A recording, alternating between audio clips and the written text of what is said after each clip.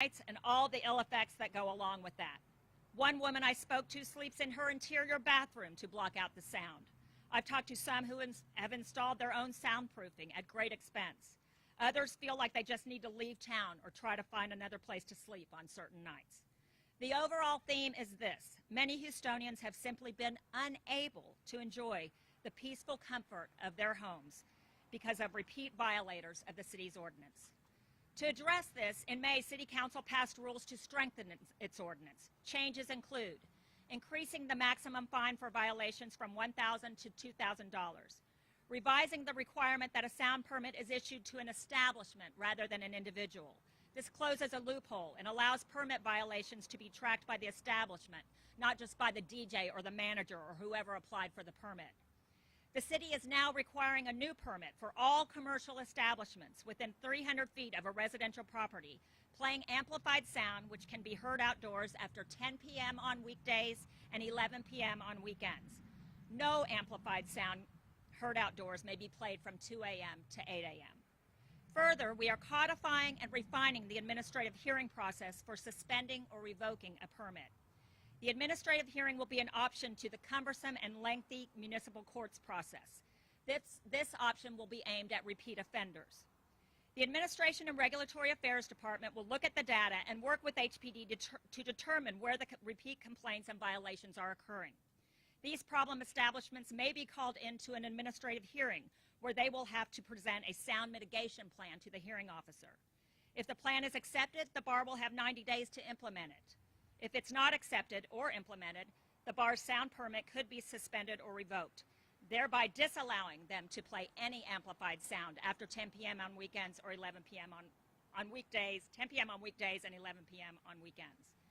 That's a summary of the primary revisions. I'll now ask my colleagues, Councilmember Kamen, whose district we are in right now, to say a few words, and also Councilmember Evan Shabazz. These two colleagues were instrumental and were with me every step of the way. They bought sound meters for officers in their districts, and they were right here making these revisions and getting them through council. So, Councilmember Kamen. Thank you, Chair Alcorn. First, I want to express my gratitude for Chair Alcorn's leadership. As she said, we have been working on this, gosh, probably since coming into office. Even on the campaign trail, one of the top issues we heard was specifically related to noise for me in my district along Washington Avenue and in Midtown. I also want to recognize the partnership of Mayor Turner in helping us to move this along with his administration, his departments, legal and ARA. But Mayor Turner, while he could not be here today, was also a huge advocate for this ordinance, and we're very appreciative of him.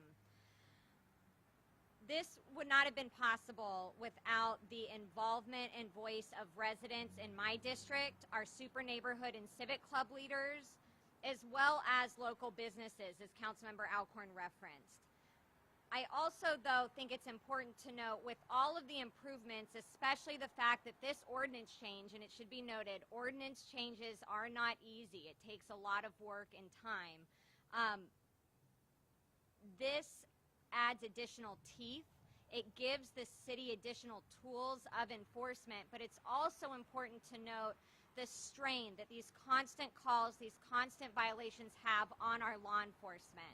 So I wanted to recognize HPD and our fire department, especially as it relates to emergency management and health response, for all that they do every weekend along these corridors and the strain that it takes in terms of taking away resources from other areas that need to be addressed. So our hope is with this ordinance, not only it will be supportive of businesses that are great community partners, our residents who deserve a high level and comfortable quality of life, but also alleviating some of the strain currently that these bad actor bars are placing on law enforcement and first responders. So again, we want to make sure everyone is aware of the changes that go into effect today, but as we move forward, thank you to all of our community partners for being a part of the solution to this.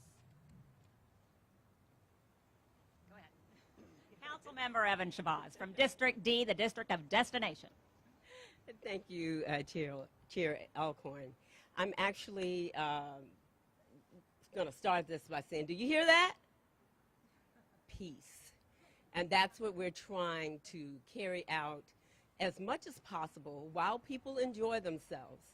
And so our main objective was certainly to have teeth to the ordinance. And I think that we, through our collaborative efforts with the mayor, have provided that. And certainly my office donated 10 state-of-the-art sound meters to both 10 to the South Central, 10 to the Southeast. Because along with the teeth, we want documented data to make sure that when we go to court, it will stick. Because we do not want the quality of life disturbed for our citizens. And so certainly I am so very glad for this collaborative effort and for this day, because we have all been inundated with many, many phone calls, and rightfully so, because people deserve to have quiet enjoyment of their properties. And so certainly, hopefully, before we got the sound meters, it was a technical problem because they had to go back into the station to actually get the sound meters to come back. And now with 10 going out with the officers, 10 in Southeast and 10 in South Central, that will help this and help people to actually deal with these sound measures as well as get them back on the street so that we can continue to try to keep the neighborhood safe. So thank you so very much. Thank you, council members. Next, we will hear from Catherine Bruning, Assistant Director for the Administration and Regulatory Affairs Department, to briefly discuss the new commercial establishment permit and education process. Hi, I'm Catherine Bruning. I have brought a brochure with me that everybody is welcome to a copy of, and we do have in our office as well, that talks about the changes that were made to the ordinance. The biggest change was the commercial establishment permit. That is for any bar or restaurant that plays outside amplified sound within 300 feet of a residence. One thing we did do when we did this is we have an annual permit right now. And so we have 48 annual permits that have been issued. 27 of those permits are going to be converted to a commercial establishment permit, with their permit expiring at the point their annual permit would have expired. So we're working on that now to get those transferred. We're open. People have questions. The brochure I don't have in Spanish yet. We're working on that. We have been asked for information out of the municipal code on how to get the ordinance in Spanish. They can call my office, and we'll be happy to give directions on how to get to that information. Education-wise, the pamphlets are something we've done. We've also attended association meetings for bars and restaurants as we've been requested. Those are the big things. This week, we actually have meetings that are set up with different bars and restaurants, and it's all being done in conjunction with HPD. So if you've got any questions, let me know. Thank you, Catherine. Catherine was key in getting these ordinance revisions through and worked through the department. So thank you very much to Catherine. Next, I will ask Assistant Chief Harden to come and talk about HPD's enforcement of this ordinance. Thank you, Council Member. And I just want to echo all the appreciation for all the people that have already been mentioned. All the council members and their work on getting this ordinance passed and listening to our super neighborhoods, our civic clubs. And I'd like to thank them for their constant interaction with us on a weekly basis on the issues they're facing and the difficulty they're having as residents, so we can help them address those issues. Also, under the previous leadership of Assistant Chief Tin, who had this position before me, and the leadership of Commander Guzman from Central, who's here today, and Lieutenant Zog and Sergeant Graham and their DRT unit, who have formed a loud noise unit that helps us enforce both the current ordinance and the new ordinance today. I can't thank them enough for their work over the last several months. They're also very happy about the new ordinance, as you can tell.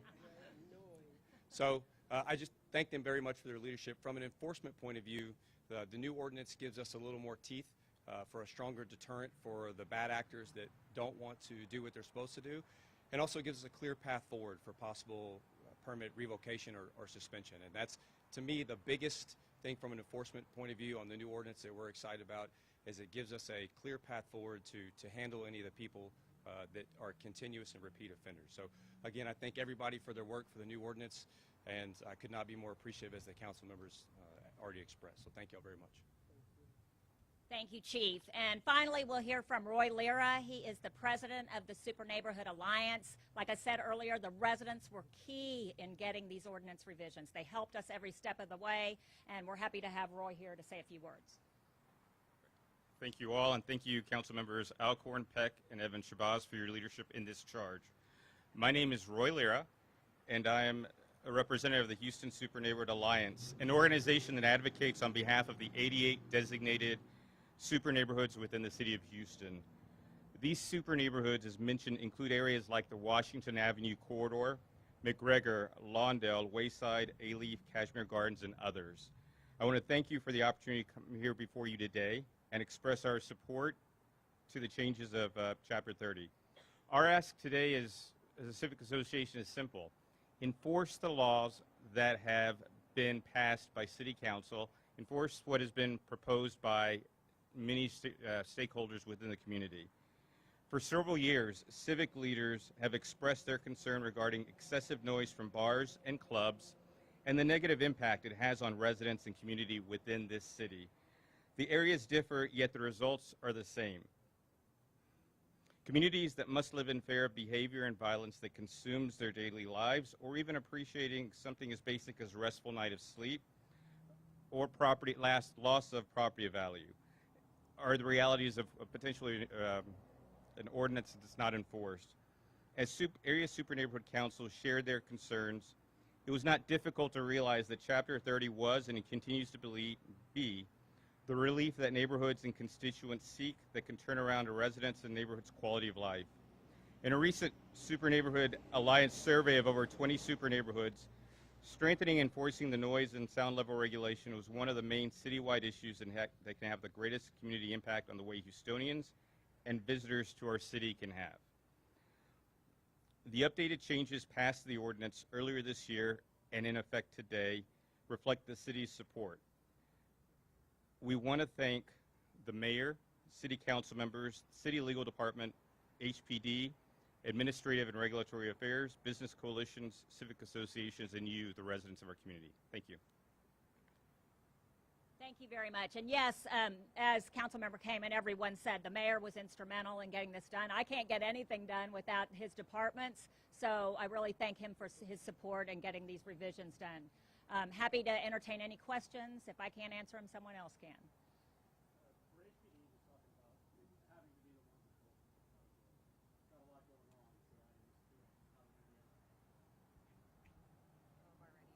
Yeah, I'm sorry, can you say the last part one more time? Basically how you guys are you guys have a lot going on, so you've always had to enforce, but now it's just different laws, so it's adding this to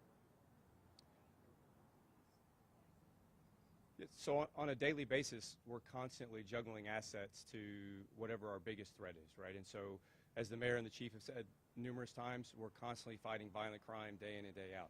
But Commander Guzman formed the loud noise unit for these specific hours on the weekends at the peak times to specifically address this, because if we did not address it in that way, it would be pulling other units off the street that were dealing with violent crime. So that's why it's a separate unit away from our patrol officers that at the peak hours of these issues that's dealing with that.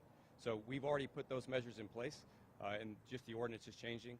We will be adding more overtime manpower to the Washington corridor in the coming weeks, separate from this ordinance, but you know, it's an issue that we hear loud and clear from the community, and we're trying to help them address.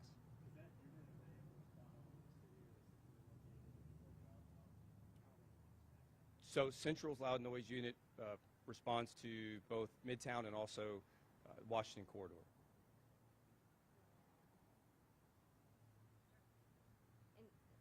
Just to add on to that, as you heard Councilmember Evan Shabazz say, as district members, we are already funding overtime patrols, funding loud noise unit. The mayor has given millions of dollars into overtime, but as to Councilmember Alcorn's point, one of the measures in the ordinance strengthening is giving the administrative process avenue.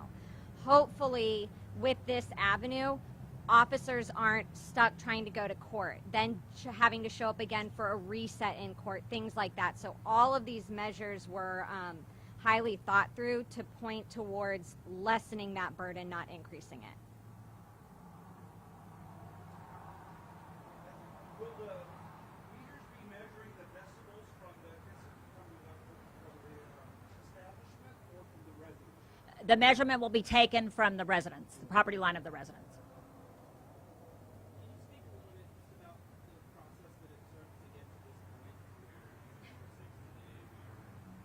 we're finally having this bill? Right. Well, it's a stakeholders. You have to include industry stakeholders. You have to include residents. You have to work through all the legal challenges that are there. So it's basically a process of working with all the city departments and stakeholders, which takes time. You have to have meetings. You have to get together. You work through one set of changes, and you realize there's a bump in that road, and you go through another set. And that was kind of the process. When we passed the ordinance in May, we wanted it to give a few months for its effective date so people could get used to the idea, people could learn more about it. We're still not out to go penalize anyone. We want to educate the bars and restaurants and clubs that are within 300 feet of a residence that play late night noise. We're not going to look for them. We want them to punish them anyway. We want them to know about this. We want them to get the permit.